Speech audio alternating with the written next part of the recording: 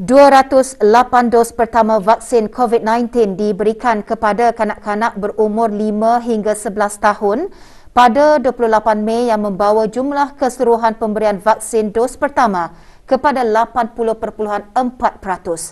Manakala 1,155 dos kedua vaksin diberikan kepada kumpulan umur tersebut menjadikan jumlah keseluruhan 47.4%. Perkara tersebut dimaklumkan oleh Menteri Pertahanan kedua pada sidang media situasi terkini jangkitan COVID-19 petang tadi. Yang berhormat Pihin Dato' Lela Raja Meja Jeneral Bersara Dato' Peruka Sri Haji Ong Halbi bin Haji Muhammad Yusof berkata, purata bagi rakyat dan penduduk negara ini yang mendapatkan 3 dos vaksin adalah 70.4%. Sidang media berlangsung di Dewan Alafiah Kementerian Kesihatan.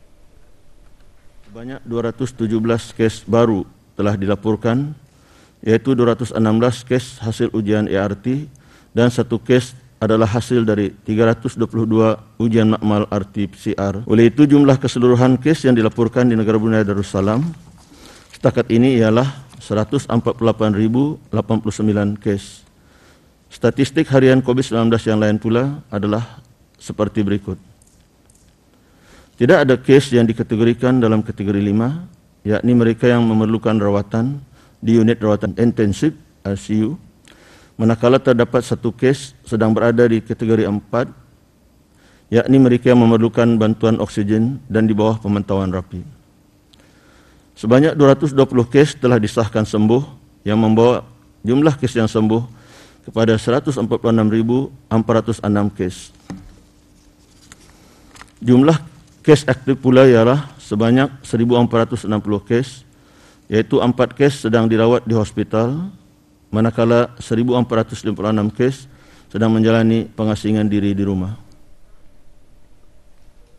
Program Malam Munajat diteruskan lagi semalam secara maya bagi minggu ke-37. Dianjurkan oleh Kementerian Hal Ehwal Agama. Program kali ini disertai oleh kaki tangan Jabatan Perdana Menteri serta 87 buah masjid, surau dan balai ibadat di seluruh negara. Antara yang menyertai Yang Berhormat Pihin Udana Khatib Datuk Paduka Seri Setia Ustaz Haji Awang Badaruddin bin Pengarah Datuk Paduka Haji Awang Osman, Menteri Hal Ehwal Agama, dan Yang Berhormat Datuk Seri Setia Haji Awang Abdul Mukti bin Haji Muhammad Daud, Menteri di Jabatan Perdana Menteri.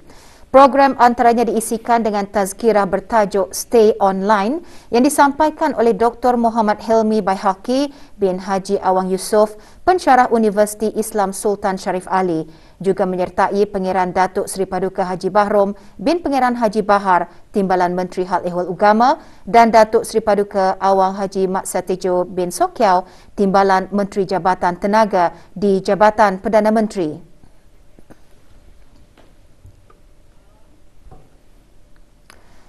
Peranan golongan belia sebagai pewaris budaya bangsa penting bagi memastikan apa yang diwarisi itu kekal relevan untuk dipertahankan kerana nilai budaya menjamin penerusan dan keharmonian identiti bangsa.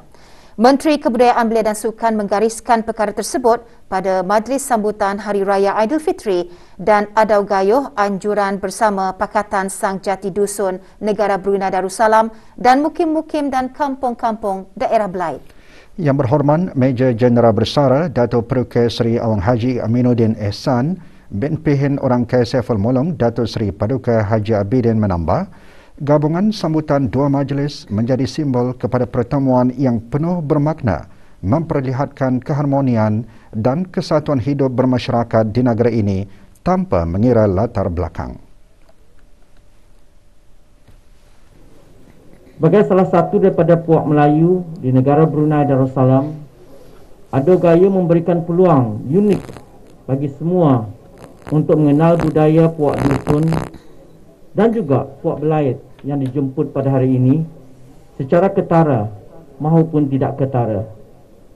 Ini adalah jambatan bagi kita untuk mengetahui kehidupan puak dusun secara khususnya dan keharmonian 7 puak jati di negara ini secara amnya, di samping nilai-nilai luhur yang dipraktikkan setiap puak sehingga hari ini.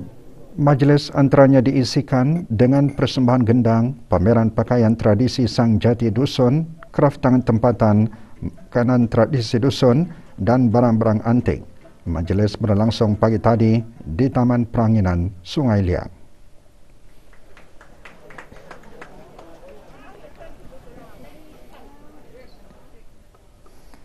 Persatuan Gerakan Ibu Tunggal juga tidak ketinggalan mengadakan sambutan Hari Raya Aidilfitri.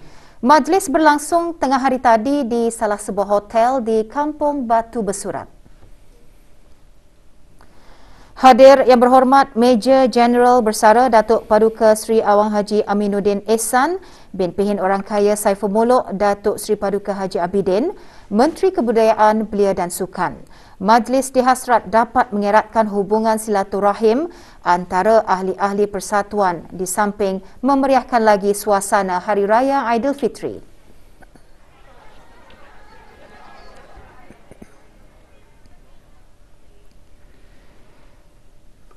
Musabaqah Tilawatil Quran Belia Kebangsaan berperanan sebagai wadah untuk melihat keupayaan dan prestasi peserta dalam pembacaan Al-Quran secara teranum. Perincian mengenai bahan beritanya menyusul seketika nanti. Teruskan bersama berita perdana.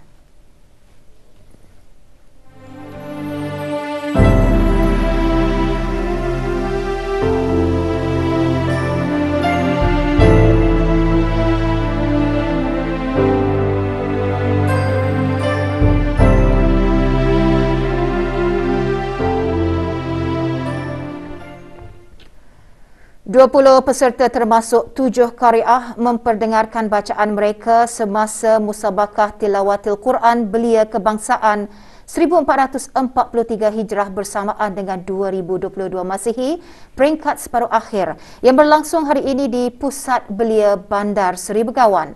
Peserta Musabaqah terdiri daripada para belia dari keempat-empat daerah yang berumur di antara 15 hingga 30 tahun. Musabaqah Tilawatil Quran Belia Kebangsaan merupakan projek tahunan anjuran Jabatan Belia dan Sukan yang berperanan sebagai wadah untuk melihat keupayaan dan prestasi peserta dalam bidang pembacaan Al-Quran secara berlagu atau teranum. Pada sesi petang tadi, 10 peserta bertanding.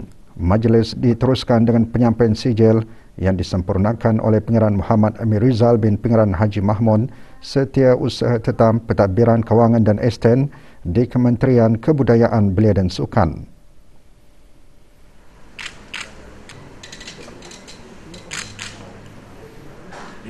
Sementara itu, pada sesi pagi tadi, 17 peserta memperdengarkan bacaan mereka.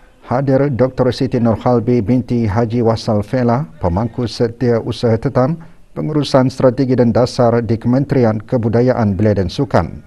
Musabaqah Tilawatil Quran Belia Kebangsaan peringkat akhir akan diadakan pada hari Khamis 9 Jun 2022.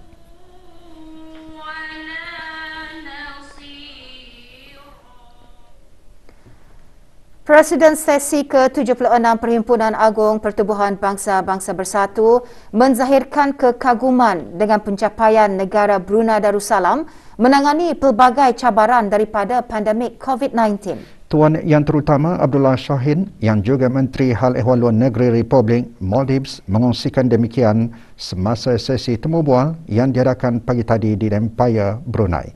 Tuan Yang Terutama berada di negara ini bagi lawatan selama 3 hari yang bertujuan memperkukuh hubungan dua hala selain meneroka kerjasama baharu pelbagai hala.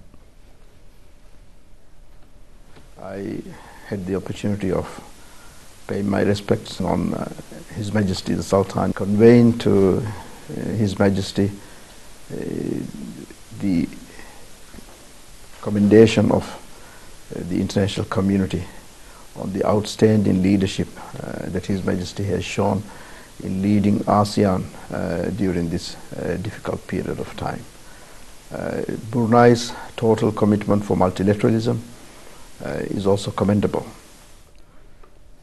Persekutuan Guru-Guru Melayu Brunei PJGMB pagi tadi mengadakan majlis perasmian Mesyuarat Agung Perwakilan Persekutuan berkenaan kali ke-72 sesi perkhidmatan 2021-2022. Majlis yang berlangsung di sekolah PGGMB Kampung Sungai Akar itu dihadiri oleh 80 ahli perwakilan persekutuan berkenaan.